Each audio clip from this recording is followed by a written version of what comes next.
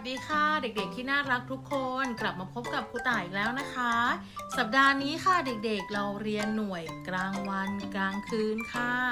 สำหรับวันนี้นะคะครูต่ายจะพาเด็กๆไปเรียนรู้เกี่ยวกับความหมายของกลางวันและความหมายของกลางคืนค่ะ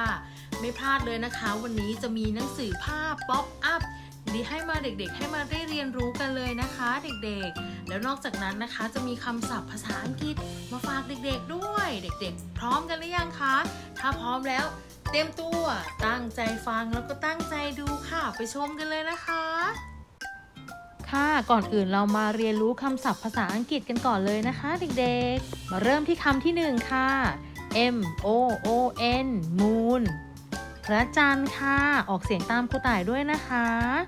คำต่อไปนะคะ SUN sun พระอาทิตย์ค่ะออกเสียงตามด้วยนะคะคนเก่ง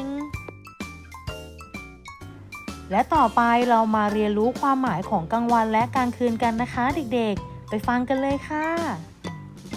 ในเวลากลางวันจะมีดวงอาทิตย์อยู่เสมอทำหน้าที่คอยให้แสงสว่างทำให้เรามองเห็นสิ่งต่างๆรอบตัวความร้อนจากดวงอาทิตย์นะคะจะทำให้โลกของเราอบอุ่นผ้าแห้งเร็วแล้วยังนำมาถนอมอาหารได้อีกด้วยแสงสว่างจากดวงอาทิตย์ยังสามารถนำมาผลิตเป็นกระแสไฟฟ้าให้ความสว่างในบ้านเรือนได้และเมื่อถึงเวลากลางคืนดวงอาทิตย์ก็จะหายไปค่ะต่อไปนะคะเวลากลางคืนเมื่อดวงอาทิตย์ตกลงท้องฟ้าก็จะมืดนะคะเราจะมองเห็นดวงจันทร์และดวงดาวแทนอากาศก็จะเย็นลงเนื่องจากไม่มีความอบอุ่นจากดวงอาทิตย์ค่ะและเมื่อดวงอาทิตย์ขึ้นอีกครั้งก็จะเป็นเวลากลางวันและกลางคืนก็จะสลับเปลี่ยนหมุนเวียนกันไปเสมอค่ะสวัสดีค่ะเด็กๆวันนี้ครูต่ายมีหนังสือภาพป๊อปอัพนะคะมาให้เด็กๆได้เรียนรู้เกี่ยวกับลักษณะอ้วนใหญ่ยาวโย่งค่ะเด็กๆพร้อมกันหรือยังพร้อมกันแล้วนะคะไปชมกันเลยแทนโอ้โอโอ้โอโอ้โหตัวเบ้อเริ่มแต่ดั้งแต่เดิมเริ่มเลี้ยงกันมาเจ้าช้างน่ารักรู้จักภาษายืนย่างตั้งท่าน่ารักจริงๆเจ้าตัวอะไรคะเจ้าช้างนั่นเองช้างร้องเปร่นต่อไปเลยค่ะแทนตัวเริ่มเลยเจ้าช้างตัวต่อไปเป็นตัวอะไรนะติ๊กตอกแทน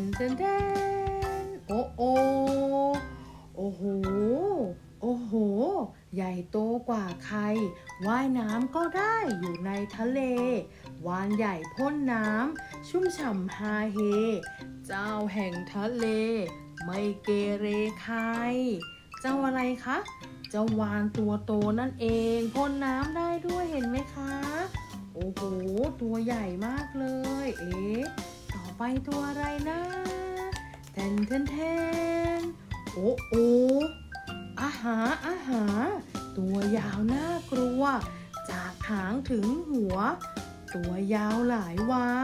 เจ้าจระเข้ว่ายเร่ร่อนมาอยู่ในทาราหน้าตาช่างน่ากลัวดูสิคะมีฟันแหลมคมด้วยนะเด็กๆตัวต่อไปโอ้แทนตัวอะไรคะตัวอะไรเอ่ยเจ้าตัวอะไรคะโอ้โหอู้หูดูอ้วนจำม่ำนอนแช่ในน้ำกำยำกว่าใครเจ้าฮิปโปตัวโตอ้วนใหญ่กินเก่งกว่าใครอ้วนใหญ่ฮิปโปนี่ค่ะเด็กๆเจ้าฮิปโป